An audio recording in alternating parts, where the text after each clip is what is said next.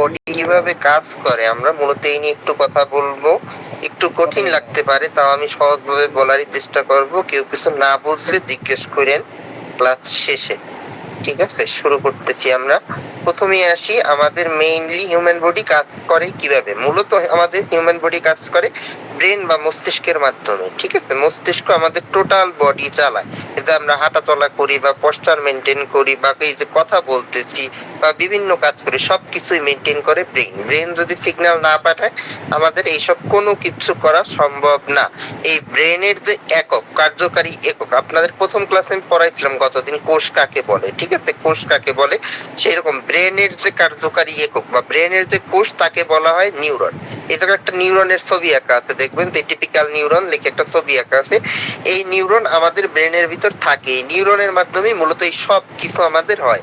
আমরা একটু পরই পড়বো মোটর ফাংশন, সেন্সরি ফাংশন, সব কিছু আমাদের হয় এই টোটালটা নিউরনের মাধ্যমে। ব্রেনের ভিতর এরকম নিউরন থাকে প্রায় 10 থেকে 20 লাখ। ঠিক আছে, এর মাধ্যমে আমরা টোটাল সবকিছু করে থাকি, যে হাঁটা, কথা বলা, খাওয়া দাওয়া, মেমোরি, আমাদের যে সবকিছু মনে থাকে, সবকিছু সবকিছু করে। এমনকি যে হার্ট চলতেছে, আমাদের শ্বাস নিচ্ছি আমরা, সবকিছু কন্ট্রোল করে কিন্তু ব্রেন। আর ব্রেনের এই একক হইছে নিউরন। মূলত নিউরনের মাধ্যমে ব্রেন এই সব কাজকর্ম করে থাকে। নিউরনের কিছু পার্ট আছে, এটাকে দেখেন অনেকগুলো পার্টের নাম আছে, এতগুলো পার্ট আমাদের লাগবে না। মূলত নিউরনের পার্ট 3টা আমরা পড়ি। 3টা পার্টের ভিতর একটা হচ্ছে অ্যাক্সন, লেখাই আছে অ্যারো চিহ্ন দিয়ে, লেজের মতো যেটা, এটারে বলতেছি অ্যাক্সন। ঠিক আছে, মাঝখানে যে গোল আকৃতির যেটা, এটারে বলা হচ্ছে সেল বডি। আর ডেনড্রাইট হচ্ছে যে শাখা, গাছের পাতার মতো যেগুলো, ওইগুলোরে বলা হচ্ছে ডেনড্রাইট। তাহলে 3টা পার্ট টোটাল আমাদের মেইনলি, একজন, সেল বডি আর ডেনড্রাইট। মূলত নিউরন এই 3টা পার্ট নিয়ে গঠিত। তাইলে আমাদের ব্রেনে নিউরন আছে প্রায় 10 লাখের মতো, 10 থেকে 20 লাখ। ঠিক আছে, এর মাধ্যমেই আমাদের এই সব কিছু কাজ করে থাকে। একটা নিউরন দেখতে এইরকম হয়, যে দেয়া আছে একটা গাছের মতো, দেখবেন গাছের মতো। তাহলে নিউরন, এই নিউরনের মাধ্যমে আমরা সব কাজ করি। এবার আসেন কাজ কিভাবে করি, নিউরন কিভাবে কাজ করে। নিউরন মূলত কাজ করে অ্যাকশন পটেনশিয়ালের মাধ্যমে। অ্যাকশন পটেনশিয়াল, রেস্টিং পটেনশিয়াল বা রেস্টিং মেমব্রেন পটেনশিয়াল, দুইটা জিনিস আছে। এই জায়গায় প্রথমে এই জায়গায় লেখা দেখবেন রেস্টিং পটেনশিয়াল। রেস্টিং পটেনশিয়াল কি জিনিস আর অ্যাকশন পটেনশিয়াল কি জিনিস। আগে অ্যাকশন পটেনশিয়ালটা আমি একটু বলি, অ্যাকশন পটেনশিয়াল একটু পরে আছে, আমি আগেই বলে নিচ্ছি। অ্যাকশন পটেনশিয়াল মূলত কি জিনিস। অ্যাকশন পটেনশিয়াল মূলত একটা হচ্ছে ইলেকট্রিক্যাল স্টিমুলাস বা ইলেকট্রিক্যাল সিগন্যাল। আমরা যখন কোনো কাজ করি, যেমন আমি আপনাদের ক্লাস নিচ্ছি, একটা কাজ করতেছি, আমার ব্রেইনে এখন অ্যাকশন পটেনশিয়াল চালু হয়ে গেছে। ঠিক আছে, অ্যাকশন পটেনশিয়াল চালু হয়ে গেছে। যখনই কোনো কাজ করব তখনই আমাদের অ্যাকশন পটেনশিয়াল বা ইলেকট্রিক্যাল স্টিমুলাস তৈরি হয়। এই ইলেকট্রিক্যাল স্টিমুলাসটা যখনই পাস হবে তখনই আমরা কাজ করতে পারবো। যখন কাজ হবে না তখন কিন্তু কোনো কাজ হবে না। যত অ্যাকশন পটেনশিয়াল ডমিনেট হবে ততই আমাদের কাজটা ভালোভাবে হবে। আর রেস্টিং পটেনশিয়াল কি জিনিস, রেস্টিং কন্ডিশনে, মানে যখন আমরা কোনো কাজ করি না তখন সেলের ভিতর কোনো ইলেকট্রিক্যাল স্টিমুলাস তৈরি হয় না, তখন এটা নেগেটিভ মার্কিং এ থাকে বা নেগেটিভ ভোল্টে থাকে। যেমন আমরা নিউরনের কথা যেহেতু বলতেছিলাম, ব্রেনে, ব্রেনে যখন রেস্টিং কন্ডিশনে আমরা থাকি তখন এইটা থাকে, রেস্টিং পটেনশিয়াল থাকে -70 মিলি ভোল্টে। যখনই আমরা কাজ করা শুরু করব তখনই এটা মাইনাস থেকে আস্তে আস্তে পজিটিভের দিকে যাওয়া শুরু করবে। কারণ কি, কারণ তখন হচ্ছে আমাদের ইলেকট্রিক্যাল সিগন্যালটা প্রমিনেন্ট হবে, স্টিমুলাস দেবে। স্টিমুলাস দিলেই আমরা কাজটা করতে পারবো। যত কাজ আছে, শ্বাস নেওয়া থেকে শুরু করে যত কাজ, সবকিছুর জন্য এই অ্যাকশন পটেনশিয়ালই মূলত দাঁড়ায়।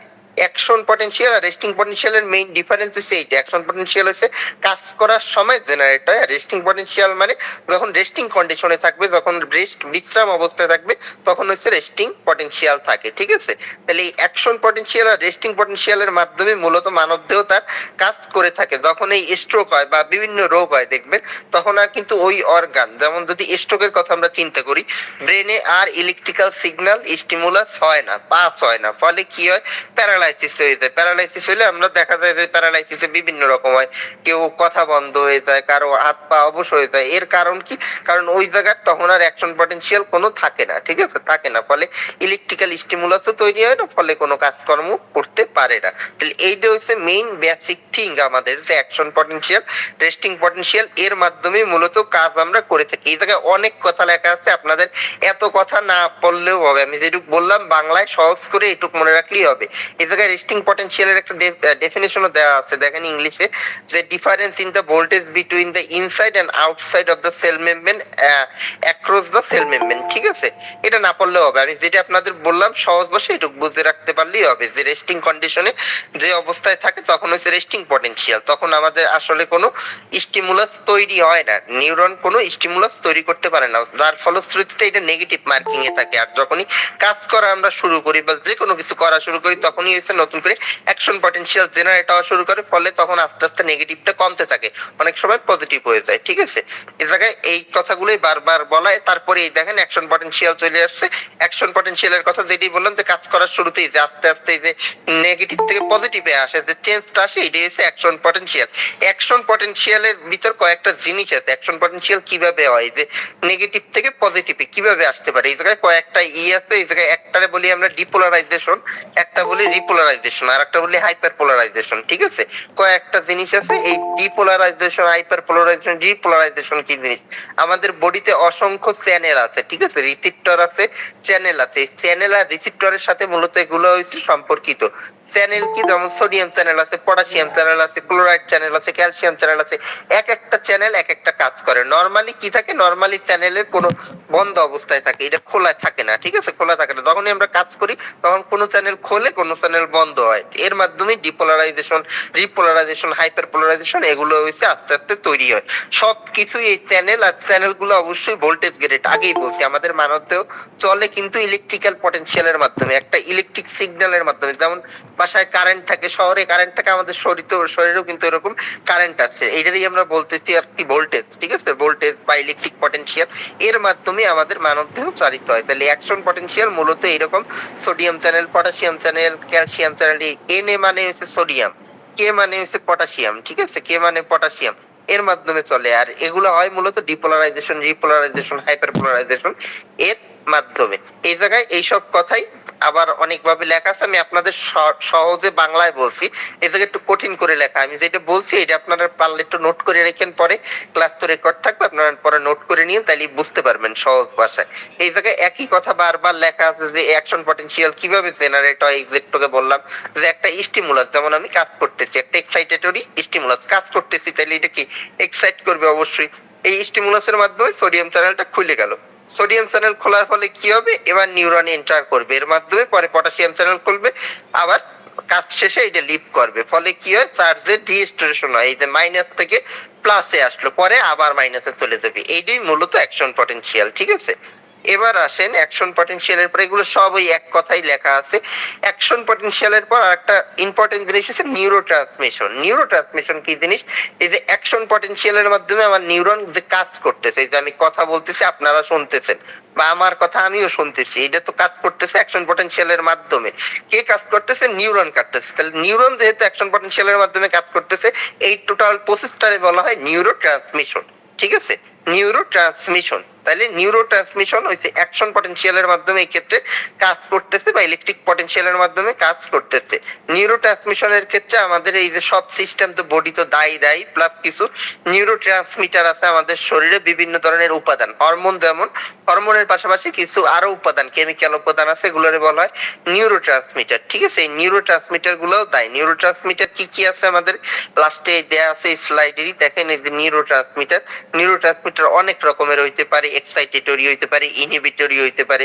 ঠিক আছে, অ্যাসিটাইলকোলিন, হিস্টামিন, সেরোটোনিন, এই যে গাবা, গ্লুটামিক অ্যাসিড, গ্লাইসিন, অনেক নিউরোট্রান্সমিটার আছে। ঠিক আছে, এইগুলোর মাধ্যমে মূলত নিউরোট্রান্সমিশন প্রসেসটা ঠিকমতো হচ্ছে। নিউরোট্রান্সমিশন প্রসেস না হইলে কি হইতো, না হইলে যা সব কাজকর্ম আমরা করতেছি, বা এই যে ব্রেনের স্মৃতি হিসাবে সব ধরে রাখতেছে, বা কথা বলতেছি, লিখতেছি, পড়া মুখস্থ করছে, সেগুলো কিচ্ছু সম্ভব হইতো না। সবকিছুই হচ্ছে এই নিউরো ট্রান্সমিটারের মাধ্যমে। ঠিক আছে, মাধ্যমে। এই নিউরো ট্রান্সমিশন কিছুর মাধ্যমে হয়, কিছু উপাদান আছে আমাদের, যেমন প্রথমেই আমাদের প্রিসিনাপটিক নিউরন থাকতে হবে, নিউরনে যাইতে হবে, এরপর ভেসিকলে যায়, সিনাপটিক ক্লেক্টে যায়, পোস্ট সিনাপটিক নিউরনে যায়, তারপর রিসিপ্টরে যায়। ঠিক আছে, এইরকম, এটা মুখস্থ করার দরকার নাই, জাস্ট নিউরো ট্রান্সমিশন কি জিনিস মনেটা এটুকু বুঝতে পারলেই হবে। ঠিক আছে, এটুকু বুঝতে পারলেই হবে। তাহলে এই টোটাল প্রসেসটারে বলা হচ্ছে নিউরো ট্রান্সমিশন। ঠিক আছে, নিউরো ট্রান্সমিশন। এবার কথা আছে, নিউরো ট্রান্সমিশন যেহেতু নিউরো ট্রান্সমিটারের মাধ্যমে আছে, নিউরো ট্রান্সমিটার আমাদের শরীরে নরমাল থাকতে হবে। যদি নরমাল না থাকে তাহলে কিন্তু এই জায়গায় ঝামেলা হয়। এই যে আমাদের বিভিন্ন যে রোগ আছে, আমরা রোগ পড়াবো সামনে, বিভিন্ন যেমন মস্তিষ্কজনিত যেসব রোগ, আমাদের সাইকিয়াট্রিক ডিসঅর্ডার বলি, যে পাগলামি করে অনেকে, সিজোফ্রেনিয়া বা ডিপ্রেশনে ভোগে অনেকে, ঠিক আছে, অনেকে পার্কিনসনিজম, যে হাত পা দেখবেন কাঁপে, কন্টিনিউয়াসলি কাঁপে, এগুলো সব কিন্তু নিউরোট্রান্সমিটারের কারণে। কোনো নিউরোট্রান্সমিটার বেড়ে গেলে এগুলো হয়, কোনো নিউরোট্রান্সমিটার কমে গেলে হয়। যেমন পার্কিনসনিজমের কথা যদি আমরা বলি, পার্কিনসন এই যে হাত পা কাঁপে, পার্কিনসনিজম মানে যে হাত অলয়েস নড়তে থাকে বা চোখের পাতা অলয়েস ব্লিঙ্ক করতে থাকে, এটারে বলা হয় পার্কিনসনিজম। বা কথা বলার সময় বাজে, ঠিক আছে, এই ক্ষেত্রে ডোপামিনের ঘাটতি হয়, ডোপামিন নিউরোট্রান্সমিটার যদি ঘাটতি হয় সেই ক্ষেত্রে এই সমস্যাটা হয়। আবার অনেকের যারা এই যে পাগল, যাদের আমরা বলি সিজোফ্রেনিয়া, ঠিক আছে, মানসিক রোগী, তাদের ক্ষেত্রে কি হয়, তাদের ক্ষেত্রে ডোপামিন এক্সিস্ট আরো বাড়ে, ঠিক আছে, এক্সিস্ট করে যায়, বেড়ে যায় অনেক পরিমাণে, ইনক্রিজ করে। সেই ক্ষেত্রে কিন্তু এই পাগলামি বাইরে যায়। সেই ক্ষেত্রে আমরা কি আবার কিছু ওষুধ দিই, ওষুধ দিয়ে কি করি, এই যে সোডিয়াম চ্যানেল, পটাশিয়াম চ্যানেল এতক্ষণ বলতেছিলাম, ওগুলো বন্ধ করার ট্রাই করি, কারণ ওইগুলো কি হাইপার এক্সাইটেবিলিটি ডেভেলপ করে, অনেক বেশি বেশি কাজ করে, এই কারণেই রোগীর পাগলামি বেড়ে যায় কিন্তু, ঠিক আছে, তখন আমরা বন্ধ করার ট্রাই করি। তাইলে আমাদের এই যত কিছুর ব্যাথিস আছে সবকিছুই হয়েছে এই এটা কথার ভিতর ডেভেলপ করে। একদম প্রথম থেকে আমি আবার একটু বলতেছি। প্রথমেই কি বললাম, নিউরনের কথা বললাম। আমাদের মস্তিষ্কের একক হয়েছে নিউরন। নিউরনের মাধ্যমে মূলত সবকিছু আমাদের মস্তিষ্ক কাজগুলো চালায়। নিউরনের মাধ্যমে অ্যাকশন পটেনশিয়াল আমাদের ডেভেলপ করে। যদি রেস্টিং কন্ডিশনে থাকে তখন অ্যাকশন পটেনশিয়াল কি বলা হয়, রেস্টিং পটেনশিয়াল বা রেস্টিং মেমব্রেন পটেনশিয়াল। যখন কোনো কাজ করা শুরু করে বা কোনো কাজ করতে করতে হয় তখনই আমাদের অ্যাকশন পটেনশিয়াল ডেভেলপ করে, ঠিক আছে, অ্যাকশন পটেনশিয়াল ডেভেলপ করে। আর অ্যাকশন পটেনশিয়াল কাজ করে মূলত নিউরোট্রান্সমিশনের মাধ্যমে, নিউরোট্রান্সমিটারের মাধ্যমে অ্যাকশন পটেনশিয়াল কাজ করে বিভিন্ন কাজ, যে কোনো একটা কাজ সম্পাদন করে, ঠিক আছে। তাহলে এই কথার টোটাল বেসিস হিসেবে আমাদের এটু। এর পাশাপাশি এবার আমরা যাচ্ছি অন্য একটা টপিকস এর মধ্যেই। এই যে নিউরনের কথা বললাম, নিউরন কাজ তো করে অ্যাকশন পটেনশিয়ালের মাধ্যমে। এবার অ্যাকশন পটেনশিয়ালের ভিতর নিউরনের কাজ দুই প্রকার, ঠিক আছে, দুই প্রকার। দাঁড়ান আমি স্লাইড দেখাচ্ছি। এই ক্ষেত্রে নিউরন দুই ভাগে ভাগ হয়ে যায়, একটা সেন্সরি নিউরন পথে চলে যায়, একটা হচ্ছে মোটর নিউরন পথে চলে যায়। সেন্সরি নিউরন কি জিনিস আর মোটর নিউরন কি জিনিস? সেন্সরি নামই আছে সেন্সরি নিউরন, মানে এই জায়গায় হচ্ছে সেন্সেশন জড়িত। সেন্সেশন মানে কি? সেন্সেশন মানে যে আমাদের কেউ টাচ করলো আমরা টের পাচ্ছি, ঠিক আছে, এগুলারে বলা হয় সেন্সেশন। তাহলে এই ক্ষেত্রে দুইটা পথে ভাগ হয়ে যায়, একটা সেন্সরি একটা মোটর। সেন্সরি কি আর মোটর কি? সেন্সরি মানে কি? সেন্সরি মানে আপনারে কেউ গুতা মারলো, টাচ করলো বা আপনার চোখে লাইট ফেললো, আপনি সেটা দেখতে মস্তিষ্কে সিগন্যাল চলে যাচ্ছে, ঠিক আছে, এইটারে বলা হচ্ছে সেন্সরি। মানে এই ক্ষেত্রে বাহ্যিক কোন পদার্থের সিগন্যাল আপনার ব্রেনে যাচ্ছে, ঠিক আছে, এইটারে বলা হয় সেন্সরি। আর মোটর ঠিক উল্টা, মোটর হচ্ছে আপনার মস্তিষ্ক আপনার সংকেত দিচ্ছে এই কাজটা করতে হবে, এটারে বলা হয় মোটর। যেমন আমি এখন কথা বলতেছি, আমার মস্তিষ্ক মানে সংকেত দিচ্ছে যে আমার এখন ক্লাস নিতে হবে, তাই আমি কথা বলতেছি, ঠিক আছে, এটা রয়েছে মোটর রেসপন্স। আর আপনাদের এখন যদি আমি কাউরে বলি যে রেসপন্স করেন, আপনারা যদি ইয়েস স্যার বলে ওঠেন, এটা হচ্ছে সেন্সরি রেসপন্স, ঠিক আছে। দুইটা দুই রকম, একটা হচ্ছে ব্রেন থেকে আমাদের সিগন্যাল পাঠায় আর একটা হচ্ছে আমাদের ব্রেনে সিগন্যাল পাঠায়, দুইটা দুই পথে যায়। তাহলে আমাদের এই নিউরন দুই ভাবে কাজ করে, একটা সেন্সরি ভাবে, একটা হচ্ছে মোটর ভাবে। প্রথমে আমরা একটু মোটর নিয়ে কথা বলি, তারপর সেন্সরি নিয়ে কথা বলতেছি। মোটর নিউরন কি কাজ করে আমাদের? মোটর নিউরনের মেইন ফাংশন ভলান্টারি মুভমেন্ট আর অটোনমিক ফাংশন, দুইটাই আছে। ভলান্টারি মানে কি? ভলান্টারি মুভমেন্ট মানে যেগুলো আমরা কন্ট্রোল করতে পারি, ঐচ্ছিক আর কি, ঠিক আছে, ঐচ্ছিক। যেমন আমরা ইচ্ছা করলে হাঁটতে পারি, লিখতে পারি, ঠিক আছে, বা কোনো কিছু ধরতে পারি, বা রিফ্লেক্স যেগুলো সেগুলো আছে, ঠিক আছে। তাহলে এগুলো হচ্ছে ভলান্টারি। ভলান্টারি মানে ঐচ্ছিক। আর কিছু আছে অটোনমিক, যেগুলো আমাদের আর কন্ট্রোলের মধ্যে নেই, যেগুলো ব্রেনই কন্ট্রোল করতেছে, কিন্তু আপনি ইচ্ছা করলেই বন্ধ করে দিতে পারবেন না। যেমন কি, যেমন শ্বাস নিচ্ছি আমরা, শ্বাস ইচ্ছা করলে কি বন্ধ করতে পারবো? পারবো না। হার্ট রেট, ঠিক আছে, হার্ট যে বিট করতেছে, আমরা ইচ্ছা করলেই বন্ধ করতে পারবো না। খাবার দাবার যে খাইলেই পরিপাক হচ্ছে, আমরা ইচ্ছা করলে এগুলো বন্ধ করতে পারবো না, এই জন্য এগুলোর বলা হচ্ছে অটোনমিক, ঠিক আছে। এগুলো অটোমেটিক হয়, জন্য নাম অটোমেটিক বা অটোনমিক, ঠিক আছে। আর প্রথম যেটা বললাম ঐচ্ছিক। ঐচ্ছিক মানে আপনার হাঁটতে হইতেছে, আপনি ইচ্ছা করলে হাঁটা বন্ধ করে দিতে পারবেন, বসে পড়তে পারবেন, ঠিক আছে, এই জন্য নাম হয়েছে এগুলো ঐচ্ছিক বা ভলান্টারি মুভমেন্ট। তাহলে এগুলোরে বলা হইতেছে মোটর ফাংশন আমাদের, ঠিক আছে।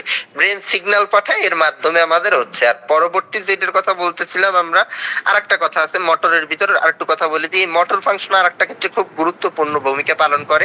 আমাদের রোগী বেঁচে আছে না মরে গেছে, এই ক্ষেত্রে আমরা অনেক সময় এই মোটর ফাংশন চেক করি, ঠিক আছে?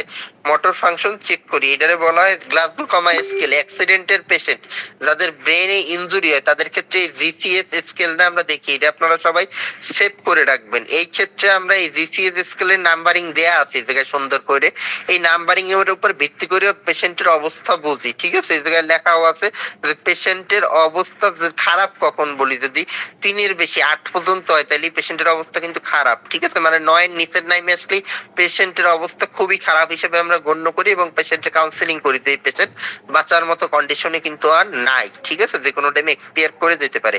আর মিনিমাম জিসিএস হবে 3, ঠিক আছে? একটা মরে যাওয়া পেশেন্টেরও 3 হবে, 3 মানে কিন্তু ভালো না, 0 হবে না। এই ক্ষেত্রে মরে গেলেও 3 হবে তার, ঠিক আছে? আর ভালো বলি কখন, যদি 13-এর উপর থাকে তাইলে আমরা মোটামুটি ভালো বলি, সেই ক্ষেত্রে কোনো রিস্ক নাই, রিস্ক ফ্রি বলি। এই জিসিএস স্কেলটা এত গুরুত্বপূর্ণ। এই জিসিএস স্কেলের ভিতর কিন্তু প্রথম দুইটা হচ্ছে আই রেসপন্স, ভার্বাল রেসপন্স, আর লাস্টের হচ্ছে এই মোটর, এতক্ষণ যেটা বললাম এই মোটর রেসপন্স দিয়ে আমরা দেখি। মোটর রেসপন্সই সব থেকে বেশি পয়েন্ট দেখবেন 6, ঠিক আছে? 6। তাহলে এই জিসিএস স্কেল দিয়ে আমরা দেখি পেশেন্টের অবস্থা। এই ক্ষেত্রেও মোটর রেসপন্সের গুরুত্ব আছে। এবার আসেন সেন্সরির কথা। মোটর গেল, সেন্সরি মানে কি বললাম? সেন্সরি মানে আমাদের সেন্সেশন যেটা ব্রেনে পৌঁছাবে, ব্রেন বুঝতে পারবে, ঠিক আছে? সেইটাই সেন্সরি রেসপন্সটা আমরা এই যে বলি না পঞ্চ ইন্দ্রিয়, সেন্সরি রেসপন্স মূলত এই পঞ্চ ইন্দ্রিয়র মাধ্যমেই আমাদের মেইনটেইন হয়। প্রথমেই আছে টেস্ট, ঠিক আছে? টেস্ট রেসপন্স, গ্যাস্টেশন বলি আমরা, গ্যাস্টেশন, এটা হচ্ছে টেস্ট রেসপন্স দেয় আমাদের, সেন্সরি টেস্ট জিহ্বার মাধ্যমে আমরা পাই, ঠিক আছে? জিহ্বায় খাবার দিলেই তো আমাদের ব্রেনে মস্তিষ্কে চলে যায় না টেস্ট কেমন, এটা মিষ্টি না টক না তেতো, ঠিক আছে? তাহলে এটা হচ্ছে জিহ্বার মাধ্যমে মেইনটেইন হয় জেস্টেশন, জেস্টেশন টেস্ট। তারপর 2 নম্বরে চোখে দেখা, ভিজুয়াল, চক্ষু, ঠিক আছে? ওকুলার। 3 নম্বরে স্মেল, অলফেকশন, নাকের মাধ্যমে ঠিক হয়। তারপর হচ্ছে কান, কানের মাধ্যমে দুইটা, একটা ভেস্টিবুলার একটা অডিটরি। ভেস্টিবুলার অডিটরি এটা কি, একটা হচ্ছে ব্যালেন্স তৈরি করে। ব্যালেন্স মানে কি, যে আমরা সোজা হয়ে হাঁটতেছি, আমরা তো ইমব্যালেন্স হই না, আমরা তো সোজা থাকি, ঠিক আছে? ব্যালেন্স। আর একটা হচ্ছে অডিটরি মানে কানে শুনতে পাই। তাহলে এই 5টা হচ্ছে মেইন অর্গান আমাদের সেন্সরি। আর একটা আছে কি, সিক্স সেন্স বা ষষ্ঠ ইন্দ্রিয়, বা সিক্স সেন্স।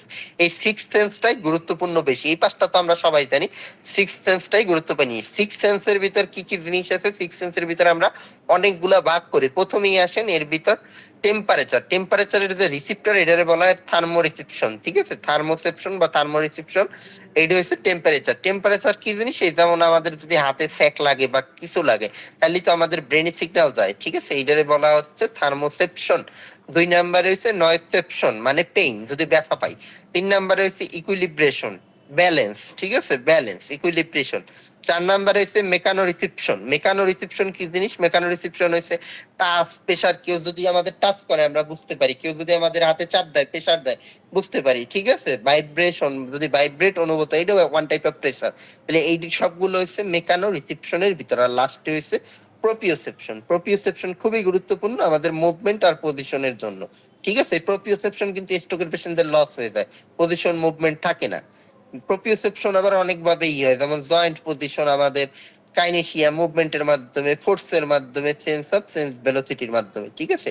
এইগুলো প্রত্যেকটা গুরুত্বপূর্ণ। আর এইগুলো প্রত্যেকটাই মেইনটেইন হয় কিন্তু ওই আগে সেই অ্যাকশন পটেনশিয়ালের মাধ্যমে। আমি আপনাদের আগে যেটা পড়াই নিছি, থার্মো রিসেপশন বলেন, নয়েজ রিসেপশন বলেন। থার্মো রিসেপশন কি বললাম? টেম্পারেচার। ধরেন টেম্পারেচার বাড়লো, মানে জ্বর আসলো, কারো জ্বর আসলো, বা কেউ আগুনে স্যাক খাইলো বা গরম পানিতে স্যাক খাইলো, তাহলে আপনার রেস্টিং কন্ডিশনে ছিল মাইনাস। যখনই আপনার এই আগুনে স্যাক খাইলেন বা গরম পানিতে ইট খাইলেন, তখনই কি হবে? তখনই আপনার নতুন একটা অ্যাকশন পটেনশিয়াল তৈরি হবে, ব্রেনে সিগন্যাল পাঠাবে, ঠিক আছে? ব্রেনে সিগন্যাল পাঠাবে। প্রত্যেকটাই এই সিমিলার ভাবে আমাদের কাজ করে ইলেকট্রিক পটেনশিয়াল বা অ্যাকশন পটেনশিয়ালের মাধ্যমে। তাইলে এই প্রত্যেকটা পাথওয়ে হচ্ছে সেন্সরির এক্সাম্পল। আর আগে আমরা যেগুলো বললাম এগুলো হচ্ছে সব মোটর ফাংশনের এক্সাম্পল। এগুলা আমাদের মানবদেহের জন্য সব থেকে গুরুত্বপূর্ণ জিনিস, ঠিক আছে? সব থেকে গুরুত্বপূর্ণ জিনিস আমাদের মানবদেহ কিভাবে মেইনটেইন হয়, এগুলো সব হচ্ছে তার ই। তারপর আসেন, আশা করি বুঝতে পারছেন এগুলো। এরপর আরেকটা জিনিস আছে আমাদের এখানে, 1 মিনিট দাঁড়ান।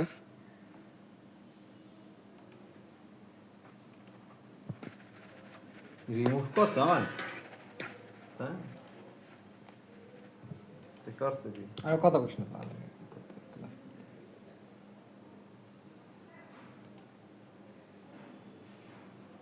আগে বাইরিস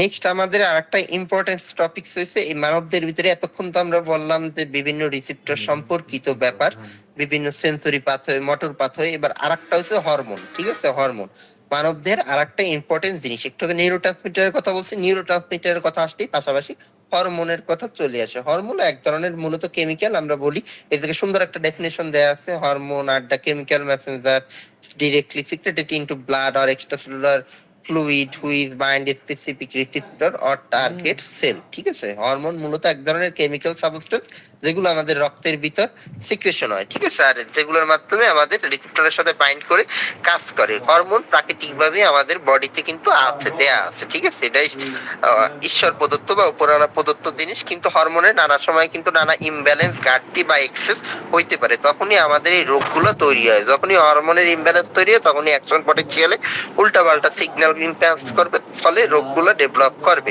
হরমোনের ক্লাসিফিকেশনের ভিতরে আমরা যদি পড়ি, অনেক ধরনের হরমোন আছে। প্রথমে যদি আমরা কেমিক্যাল নেচারের উপর বলি, তাহলে প্রথমেই আছে স্টেরয়েড হরমোন, ঠিক আছে? স্টেরয়েড হরমোন, স্টেরয়েড হরমোনের ভিতর টেস্টোস্টেরন, এস্ট্রোজেন, ঠিক আছে? এস্ট্রোজেন, প্রোজেস্টেরন, মানে এগুলো জেনিটাল অর্গানের হরমোন। পুরুষদের জন্য টেস্টোস্টেরন আর মহিলাদের জন্য এস্ট্রোজেন, প্রোজেস্টেরন, ঠিক আছে? 2 নম্বরে অ্যামাইন হরমোনের কথা বলা আছে।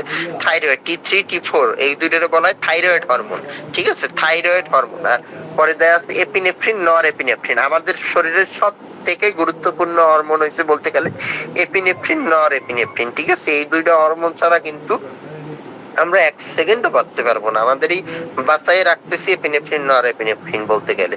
তারপর আসেন পেপটাইড হরমোন, অক্সিটোসিন, ভ্যাসোপ্রেসিন। অক্সিটোসিনও হিউম্যান বডির ফিমেলদের জন্য একটা গুরুত্বপূর্ণ হরমোন, ঠিক আছে? গুরুত্বপূর্ণ হরমোন। তারপর প্রোটিন হরমোনের ভিতর ইনসুলিন, গ্লুকাগন। ইনসুলিনের সাথে আপনারা হয়তো পরিচিত, ডায়াবেটিসে আমরা ইনসুলিন দিই, ঠিক আছে? সেই ইনসুলিনই কিন্তু ইনসুলিন, গ্লুকাগন। তারপর এলএইচ মানে লুটিনেজিং হরমোন, এফএসএস মানে হচ্ছে ফলিকুলার স্টিমুলেটিং হরমোন। এটাও একটা ফিমেলদের জন্য ইম্পর্টেন্ট হরমোন। আর লাস্টে আছে ইকোসায়ানাইড, প্রোস্টাগ্ল্যান্ডিন। প্রোস্টাগ্ল্যান্ডিন হচ্ছে আমাদের শরীরে যত ব্যথা ট্যাথা যা কিছু আছে সবকিছুর জন্য দায়ী এই প্রোস্টাগ্ল্যান্ডিন। এই প্রোস্টাগ্ল্যান্ডিন হরমোন না থাকলে কিন্তু এই ব্যথা ট্যাথা আর কিছু থাকতো না। তাইলে বলতে পারেন যে তাহলে তো এটা না থাকাই ভালো ছিল। না, না থাকলে আবার ভালো হইতো না, কারণ প্রোস্টাগ্ল্যান্ডিন আমাদের গুরুত্বপূর্ণ ভূমিকা পালন করে ব্লাড প্রেশার থেকে শুরু করে সবকিছুর জন্য, বা বিভিন্ন ইনফেকশন হয়, ইনফ্লামেশন হয়, সবকিছুতে কিন্তু প্রোস্টাগ্ল্যান্ডিন গুরুত্বপূর্ণ ভূমিকা পালন করে। কিন্তু এটার একটা খারাপ দিক হচ্ছে এইটার জন্যই ব্যথা অনুভূত হয় আর কি, ঠিক আছে? তাহলে এইগুলো গেল কেমিক্যাল নেচারের উপর। এরপর আরো অনেকগুলা আছে, যেমন দেখেন প্রোল্যাক্টিন ইনহিবিটরি হরমোন আছে। এগুলো হচ্ছে আমাদের ব্রেইনের হরমোন, ঠিক আছে? Prolactin inhibiting hormone, prolactin releasing hormone, gonadotropin releasing hormone, follicular stimulating hormone, luteinising hormone. এগুলো সব আমাদের ব্রেইন রিলেটেড হরমোন, বিভিন্ন হরমোন। এগুলো লাগবে না ওইভাবে, শুধু নাম মনে রাখেন তাইলেই হবে। এগুলো সব নাম আমার বলা হয়ে গেছে। এদিকে গুরুত্বপূর্ণ কয়েকটা হরমোনের কথা আমি বলি। প্রথম দিকে দেখেন যে আছে প্রোল্যাক্টিন ইনহিবিটিং হরমোন, ঠিক আছে? আবার পরেই দেয়া আছে প্রোল্যাক্টিন রিলিজিং হরমোন, ঠিক আছে? আর নিচের দিকে আবার আছে প্রোল্যাক্টিন। তিনটেই কিন্তু হরমোন। তাহলে তিনটে কি জিনিস? একটা প্রোল্যাক্টিন ইনহিবিটিং, একটা রিলিজিং। প্রোল্যাক্টিন ইনহিবিটিং, প্রোল্যাক্টিন মানে হচ্ছে বেস্ট মিল্কের সাথে সম্পর্কিত, বুকের দুধ, ঠিক আছে? বুকের দুধ। তাহলে প্রোল্যাক্টিন ইনহিবিটিং হরমোন এটা হচ্ছে যারা এখন পর্যন্ত প্রেগন্যান্সি ডেভেলপ করে নাই, ঠিক আছে? যাদের সন্তান হয় নাই তাদের ক্ষেত্রে প্রোল্যাক্টিন ইনহিবিটিং হরমোনটা সক্রিয় থাকে। যখনই প্রেগনেন্ট হয় ওম্যান, তখন আস্তে আস্তে প্রোল্যাক্টিন রিলিজিং হরমোনটা স্টিমুলেট করতে থাকে। আলটিমেটলি যখন সন্তান হয়ে যায় তখন প্রোল্যাক্টিন ডেভেলপ করে। লাস্টে যেটা আছে এই যে প্রোল্যাক্টিন, ঠিক আছে? তাহলে এই তিনটার কাজ কিন্তু তিন বয়সে তিন রকম। এটা একটার সাথে আরেকটা সম্পর্কিত। যখন সে কনসিভ করে নাই, প্রেগনেন্ট হয় নাই, তখন তার মাঝে থাকে প্রোল্যাক্টিন ইনহিবিটিং হরমোন। তখন ইচ্ছা করলেও কিন্তু বেস্ট মিল্ক আসবে না, পসিবল না। যখন ইচ্ছে প্রেগনেন্ট হবে তখন আস্তে আস্তে প্রোল্যাক্টিন রিলিজিং হরমোনটা স্টিমুলেট করা শুরু করবে। আলটিমেটলি প্রেগনেন্সির পর, বাচ্চা হওয়ার পর প্রোল্যাক্টিনটা রিলিজ হবে, ঠিক আছে? তারপর সিমিলার ভাবে গোনাডোট্রপিন রিলিজিং হরমোন আছে, follicular stimulating hormone, luteinising hormone. এগুলো নিয়ে অত কথা বলার দরকার নাই। অক্সিটোসিন, অক্সিটোসিনও আমাদের জন্য ইম্পর্টেন্ট। অক্সিটোসিন একটা ফিমেলদের জন্য বেশি ইম্পর্টেন্ট। যে প্রেগন্যান্ট ইউটেরাস কন্ট্রাকশন করতে হয়, নাহলে তো ব্লিডিং হয় প্রচুর পরিমাণে। প্রেগন্যান্সির পর বাচ্চা জন্ম হওয়ার পর মহিলাদের ব্লিডিং হওয়ার পসিবিলিটি বেড়ে যায়, ঠিক আছে? পসিবিলিটি না, ব্লিডিং হয় আর কি। ব্লিডিং কমানোর জন্যই অক্সিটোসিনটা দরকার। এমনি মানবদের অক্সিটোসিন আছে, এই অক্সিটোসিনের কাজই তখন তখন হচ্ছে ইউটেরাইনটারে কন্ট্রাকশন মানে শক্ত করে ফেলে, ফলে ব্লিডিংটা কমে যায়। আর আমরা তখন বাইরে থেকেও কিন্তু অক্সিটোসিন দিতে পারি। ঠিক আছে। তারপর প্রোজেস্টেরন, এস্ট্রোজেন এগুলো তো ফিমেল সম্পর্কিত, টেস্টোস্টেরন পুরুষদের জন্য আগেই বলছি। তারপর নিচের দিকে আসেন, এগুলা লাগবে না ওইভাবে। প্রোস্টাগ্ল্যান্ডিনের কথা বলছি। এই যে এই ছকটা খুব ইম্পর্টেন্ট। এই জায়গায় যে কোনটার মাধ্যমে কি হরমোন আসে, প্রথমেই আমাদের এই হরমোনের ক্ষেত্রে মেইন স্টিমুলাস দেয় আমাদের ব্রেন। সবকিছুই আমি আগেই বলছি, একটু আগেও পড়াইলাম অ্যাকশন পটেনশিয়ালের ক্ষেত্রে সবকিছুর প্রধান কিন্তু ব্রেন ছাড়া কিছু হবে না, ওই অ্যাকশন পটেনশিয়াল ছাড়া কোনো কিছু হবে না। তাহলে এই ক্ষেত্রে মূলত মেইন হয়েছে হাইপোথ্যালামাস বা ব্রেন। এই হাইপোথ্যালামাস হচ্ছে ব্রেনের একটা পার্ট আর কি, ঠিক আছে, ব্রেনের একটা পার্ট। তাহলে এই হাইপোথ্যালামাস দিয়ে দুই রকমের হরমোন আছে, দুইটা ভাগে ভাগ হয়েছে, একটা অ্যান্টেরিয়র পিটুইটারি আর একটা পোস্টেরিয়র পিটুইটারি। অ্যান্টেরিয়র পিটুইটারিতে বিভিন্ন হরমোন আছে, এই যে সবুজ এরিয়া মার্ক করা আছে দেখেন, thyrotropin, somatotropin, LH, FSS, prolactin, ঠিক আছে। আর পোস্টেরিয়র পিটুইটারিতে আছে ভ্যাসোপ্রেসিন, অক্সিটোসিন। তাহলে এইগুলো হচ্ছে স্টিমুলেট করে কারে, এসিটিএ, এগুলো সব হচ্ছে এক একটা অর্গানটা। যেমন থাইরোট্রপিনের কথা যদি বলি, থাইরোট্রপিন স্টিমুলেট করে থাইরয়েড গ্ল্যান্ড স্টিমুলেট করলে আলটিমেটলি রিলিজ হয় থাইরয়েড হরমোন, ঠিক আছে। তারপর এসিটিএস স্টিমুলেট করে অ্যাড্রেনাল কর্টেক্স রে, সোমাটোট্রপিন স্টিমুলেট করে প্যানক্রিয়াস রে, এলএইচ স্টিমুলেট করে ওভারি রে, ঠিক আছে। তারপর টেস্টিস রে, আর প্রোল্যাক্টিন হইছে ব্রেস্ট। যেমনি এই এক একটা স্টিমুলেশনের মাধ্যমে এক একটা হরমোন রিলিজ হয়।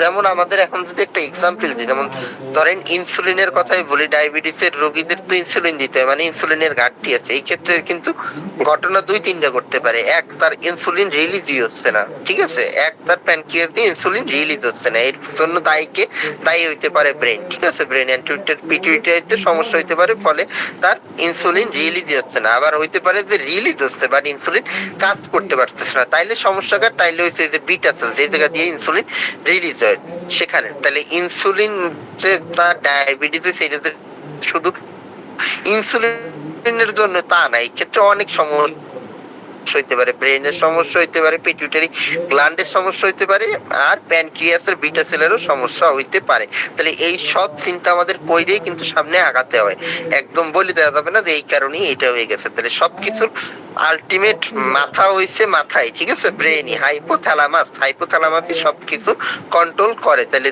কারো যদি হাইপোথ্যালামাসই প্রবলেম হয়, তার কিন্তু টোটাল বডি ইমব্যালেন্স তৈরি হয়ে যাবে, আর কিছুই ঠিক মতো কাজ করবে না। আর হাইপোথ্যালামাস ঠিক থাকলে যদি পার্টিকুলার কোনো একটা অর্গানের সমস্যা হয়, তাহলে সেই অর্গানের সমস্যা সলভ করলে হয়ে যাবে। কিন্তু যদি হাইপোথ্যালামাসের সমস্যা হয়, তাহলে কিন্তু সবকিছুই এলোমেলো হয়ে যাবে, মানব দেহ আর ঠিক মতো কাজ করতে পারবে না। তারপর আসেন, তারপর কিছু কথা লেখা আছে, আর একটা ক্লাসিফিকেশন দেওয়া আছে, কিছু হচ্ছে জেনারেল হরমোন, কিছু হচ্ছে স্পেসিফিক হরমোন, কিছু হচ্ছে লোকাল হরমোন। জেনারেল হরমোন কোনগুলো, যেমন থাইরয়েড বলি, ইনসুলিন বলি, এপিনেফ্রিনের কথা বলছিলাম আমরা, এগুলো সব হচ্ছে জেনারেল হরমোন। তারপর স্পেসিফিক হরমোন কোনগুলো, যেমন ওই যে বললাম ফিমেলের জন্য কিছু স্পেসিফিক হরমোনের কথা আপনাদের আমি বললাম, যে FSH, follicular stimulating hormone, prolactin, এগুলো হচ্ছে ফিমেলদের জন্য। আবার মেলদের জন্য টেস্টোস্টেরন। আর কিছু হচ্ছে লোকাল হরমোন, যেমন প্রোস্টাগ্ল্যান্ডিন, ঠিক আছে, প্রোস্টাগ্ল্যান্ডিন, হিস্টামিন, ঠিক আছে, এগুলো হচ্ছে সব লোকাল হরমোন।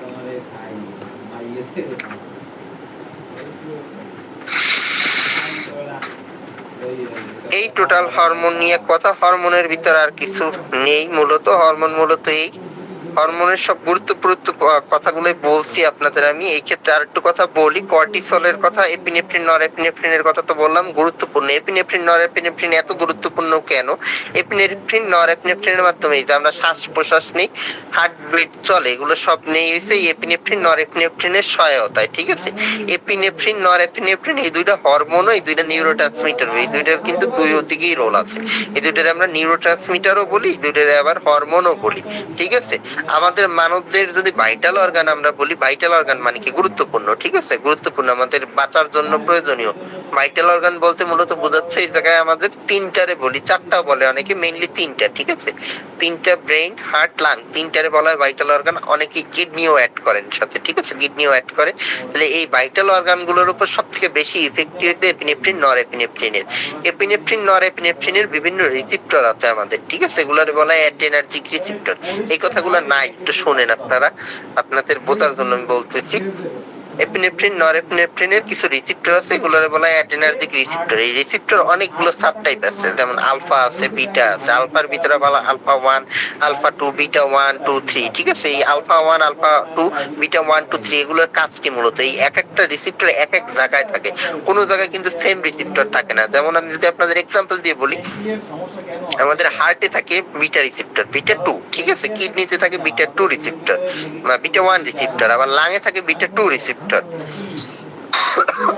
ব্লাড ভেসেলে থাকে আলফা 1 রিসেপ্টর, আলফা 2 রিসেপ্টর। তাহলে এক এক রিসেপ্টরের উপরে এপিনেফ্রিন নরএপিনেফ্রিন এক এক রকম কাজ করে। যেমন ব্লাড ভেসেলের কথা যদি বলি, ব্লাড ভেসেল দিয়ে আমাদের কি হয়? রক্ত চলাচল হয়। তাহলে রক্ত চলাচল হইলে এই জায়গায় কি, এক ব্লাড প্রেশার বাড়াইতে পারে আর ব্লাড প্রেশার কমাইতে পারে। তাহলে এপিনেফ্রিন নরএপিনেফ্রিন কি করে? আলফা 1 এর উপর কাজ করে কিন্তু ব্লাড প্রেশার বাড়ায়, আলফা 2 এর উপর কাজ করেও ব্লাড প্রেশার বাড়ায়, কিন্তু বিটা 2 বা 3 এর উপর কাজ করে কিন্তু ব্লাড প্রেশার কমায়। এর ফলে আমাদের শরীরে একটা সাম্য অবস্থা থাকে, যে ব্লাড প্রেশার বাড়েও না কমেও না, কারণ এপিনেফ্রিন নরএপিনেফ্রিন কিন্তু দুইটা যোগাযোগ ঠিক করে দিচ্ছে, যে ওই দুইটার উপর বাড়াচ্ছে, একটার উপর আবার কমাচ্ছে, আলটিমেট ফেট জিরো হয়ে যাচ্ছে, যে সমস্যা হচ্ছে না। যখনই এতে সমস্যা তৈরি হয় তখনই কিন্তু এই যে অ্যাকশন পটেনশিয়াল বলি বা এই যে রিসেপ্টর মিডিয়েটেড যে মেকানিজম বলি, এই ক্ষেত্রে যখনই সমস্যা তৈরি হয় তখনই আমার বাইরে থেকে ড্রাগ দিতে হচ্ছে, যাতে এটা ঠিক মতো প্রপার স্মুথলি চলে। সিমিলার ভাবে হার্টের উপর কাজ করে, যে আমাদের বললাম বিটা রিসেপ্টর, বিটা 1 রিসেপ্টর হার্টের উপর কাজ করে, হার্টের যে হার্টবিট রক্ষা করতেছে, এগুলো সব করতেছে এপিনেফ্রিন নরএপিনেফ্রিন, ঠিক আছে। এই জন্য এপিনেফ্রিন নরএপিনেফ্রিন এত গুরুত্বপূর্ণ। এপিনেফ্রিন নরএপিনেফ্রিন এই জন্যই খুব গুরুত্বপূর্ণ। আমরা যখন পেশেন্টের অবস্থা যে কোনো টাইমে খারাপ হয়, যেমন যদি শকে চলে যায়, মানে মৃত্যুর আগে শক বলি আমরা, এটা ইলেকট্রিক শক না, এটা হচ্ছে এমনি বডির শক। যখন ব্লাড প্রেশার একদম কমে যায়, পালস অনেক বাইরে যায়, এই কন্ডিশনটারে বলা হয় শক। যখন এই শকে চলে যায় পেশেন্ট, তখন কিন্তু আমাদের এই আলটিমেট মেডিসিন কিন্তু এই এপিনেফ্রিন নরএপিনেফ্রিনই বাইরে কিনতে পাওয়া যায়, অ্যাড্রিন নামে, ম্যাক্সনন নামে, আপনারা হয়তো অনেক ওষুধের নাম জানতেও পারেন। তখন আমার এই বাইরে থেকে এপিনেফ্রিন নরএপিনেফ্রিন দিয়ে পেশেন্টকে বাঁচানোর আমরা মাঝে মধ্যে ট্রাই কিন্তু করি, ঠিক আছে। এই এপিনেফ্রিন নরএপিনেফ্রিন এতই গুরুত্বপূর্ণ। আর এই ইনসুলিনের কথা তো আপনারা জানেন মোটামুটি, যে ডায়াবেটিসের রোগীদের ইনসুলিন দিয়ে, এটা অতই না। ইনসুলিনের অপোজিটটা হচ্ছে গ্লুকাগন, এইটা একটু জেনে রাখেন। গ্লুকাগন আর ইনসুলিন কিন্তু দুইটা অপোজিট, ঠিক। ইনসুলিন যেমন ইনসুলিনের অপোজিট কাজ করে গ্লুকাগন। ইনসুলিন কি করে? আপনার গ্লুকোজ লেভেল কমায়, আর গ্লুকাগন কি করে? বাড়ায়, ঠিক আছে, বাড়ায়। দুইটা ঠিক অপোজিট কাজ করে। আর কর্টিসল, অ্যালডোস্টেরন এগুলো গুরুত্বপূর্ণ মোটামুটি, এগুলোর কথা ওইভাবে না পড়লে হবে। কর্টিসলরে আমরা স্ট্রেস হরমোন বলি, স্ট্রেস রিলিভার হরমোন। আমরা যখন স্ট্রেসে থাকি, স্ট্রেস কন্ডিশনে থাকি, তখন প্রচুর পরিমাণে কর্টিসল রিলিজ হয়, ঠিক আছে। কর্টিসল রিলিজ হয়, কর্টিসল রিলিজ হইলে স্ট্রেসটা আমাদের মূলত একটু কমানোর ট্রাই করে, এজন্যই কর্টিসল মূলত রিলিজ হয় আর কি, ঠিক আছে। আর থাইরয়েড হরমোন তো থাইরয়েডের যে সমস্যা, এর ফলে থাইরয়েড হরমোন নিয়ে যে সমস্যা, ওইটাই। আর কিছু এই জায়গায় ওইভাবে নাই। হ্যাঁ বলেন, এবার আপনাদের কোশ্চেন থাকলে বলেন, কিছু না বুঝলে বলেন। আজকের টপিকটা একটু কঠিন লাগছে আপনাদের হয়তো, এগুলো আমাদের একদম ফান্ডামেন্টাল বেসিস মানবদের, এগুলো না বুঝলে আসলে কিছুই হয় না। আমাদের এই ওষুধ কিভাবে কাজ করে বা বিভিন্ন ড্রাগ কিভাবে কাজ করে, সবকিছুই হয়েছে এই আজকের যে ক্লাস বললাম এর মাধ্যমে, এর বাইরে কিচ্ছু না, ঠিক আছে। সবকিছুই হয়েছে এই মেকানিজমে আমাদের বডিতে চলে, এর মাধ্যমে আমাদের বডি কাজ করে, বিভিন্ন ওষুধ কাজ করে, আমাদের যে ডিজিজ তৈরি হয় তা হয়েছে এই ফান্ডামেন্টাল বেসিস। যদি অ্যাবনরমালিটি হয় সেক্ষেত্রে, ঠিক আছে। কোশ্চেন থাকলে আপনারা করতে পারেন।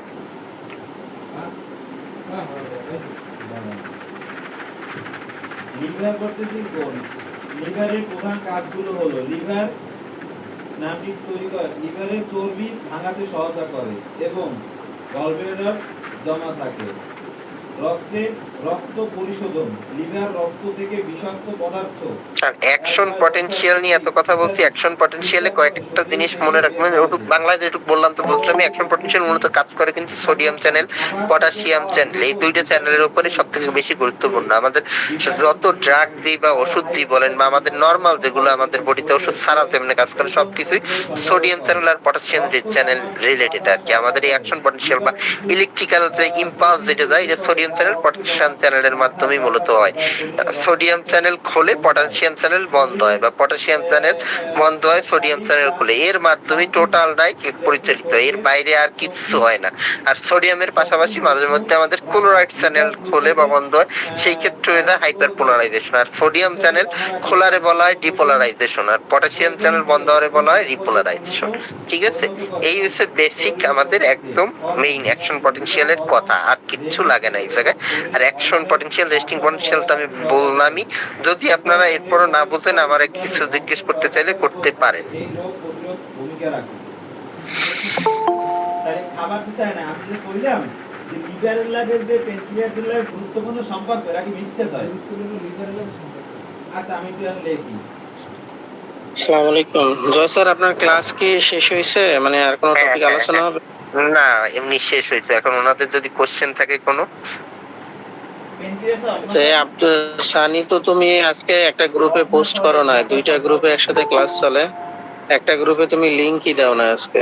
যে গ্রুপটার জন্য আজকে আমরা ক্লাসটা অর্গানাইজ করছিলাম, বিশেষ করে ওরা কেউ আজকে জয়েনই হইতে পারে না। আচ্ছা, আপনারা আজকে যারা এই ক্লাস করতেছেন, আপনারা ক্লাসটা কেন নেওয়া হচ্ছে, আসলে এর সারাংশ কি, এটা কি আসলে কেউ বলতে পারবে? কি বুঝতে পারছেন আসলে এই ক্লাসটা কেন গুরুত্বপূর্ণ আপনাদের জন্য? আমরা মাত্র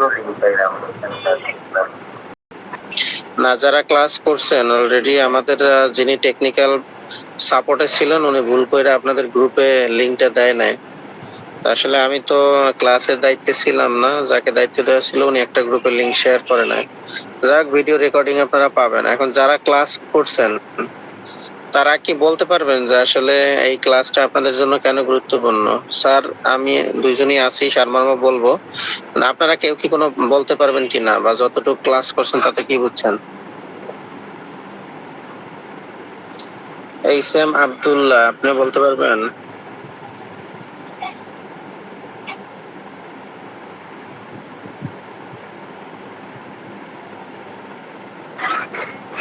আসসালামু আলাইকুম, আমি একটু শেয়ার করতে চাই। জি বলেন। আমি এইমাত্র লিঙ্কটা পাইলাম আর কি। তো এমনি আমার ধারণা অনুসারে আর কি, যেহেতু মানে নিউরন নিয়ে বা আমাদের নার্ভ নিয়ে ক্লাস ইয়ে হচ্ছে মনে হয়। আর আকুপাঙ্কচারের মূল কাজই তো আমরা বিভিন্ন পয়েন্ট থেকে প্রেস করব, নার্ভের মাধ্যমে আমাদের সেই অর্গানের সাথে কাজ হবে। এই কারণে এটা খুবই দেখ শালা, এই দেখ। আচ্ছা, আর কেউ কিছু বলতে পারবেন? ক প্রাণ কাট ও শেষ ক্লাস।